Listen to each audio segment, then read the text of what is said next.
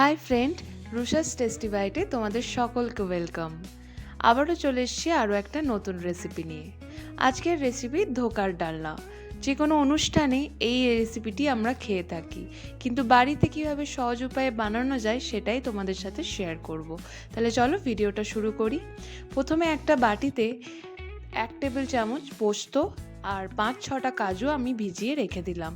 আর এদিকে আমি ছোলার ডালটা ওভারনাইট ভিজিয়ে রেখেছিলাম। একটা মিক্সিং জারে ছোলার ডালটা আমি এখানে 100 গ্রাম মতো ব্যবহার করছি। ছোলার ডালটা দিয়ে দিলাম, আর এখানে কিছুটা 1 পিঞ্চ মতো আদা কুচি করে আমি দিয়ে দিচ্ছি। তার সাথে দিয়ে দিলাম 4টে কাঁচা লঙ্কা, 1 টেবিল স্পুন নুন, সামান্য জল দিয়ে একটা পেস্ট তৈরি করে নিচ্ছি। একদম ফাইন পেস্ট তৈরি করার দরকার নেই, হালকা দেখবেন হালকা ডালগুলো খোঁচা খোঁচা থাকবে সেরকমই কিন্তু রাখতে হবে। তারপর এদিকে আমি একটা পেস্ট তৈরি করে নিচ্ছি। তার জন্য নিয়ে নিলাম 1 টেবিল স্পুন আদা বাটা, 1 টেবিল স্পুন হলুদ গুঁড়ো, 1 tablespoon Kashmiri red chilli powder. ব্যাস, এই তিনটে ছাড়া আমাদের কিন্তু আর কিছু লাগবে না। তারপর এখানে 1 টেবিল স্পুন তেল, আমি সর্ষের তেল দিয়ে দিলাম কড়াইয়ে।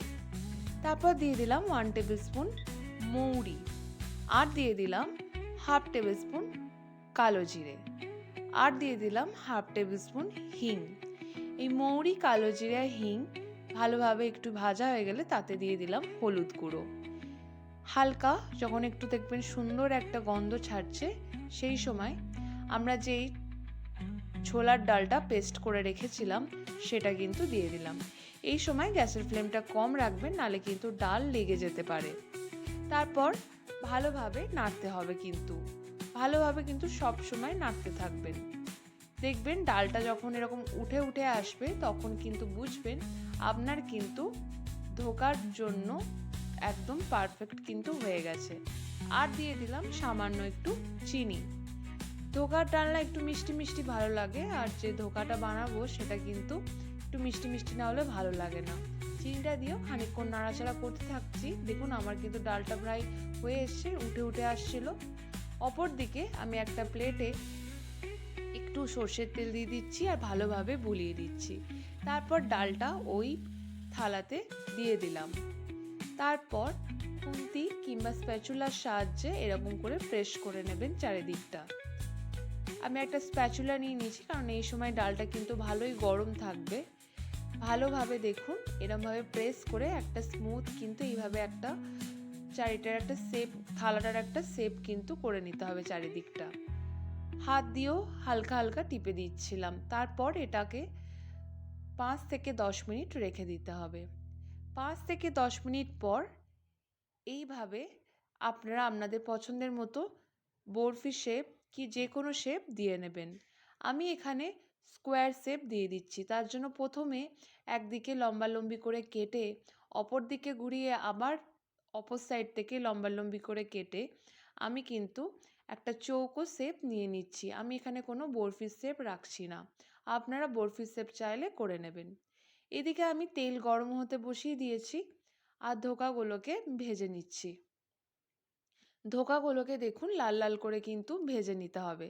দেখুন এইভাবে কিন্তু লাল লাল করে ভেজে নিতে হবে। এইভাবে আমি বাকি সব ধোকাগুলো কিন্তু ভেজে নিলাম। তারপর ওই তেলটা কমিয়ে দিয়ে আমি 2 টেবিল স্পুন তেল ব্যবহার করেছি। তাতে দিয়ে দিলাম দারচিনি, শুকনো লঙ্কা, ছোট এলাচ আর 1/2 চামচ গোটা জিরে।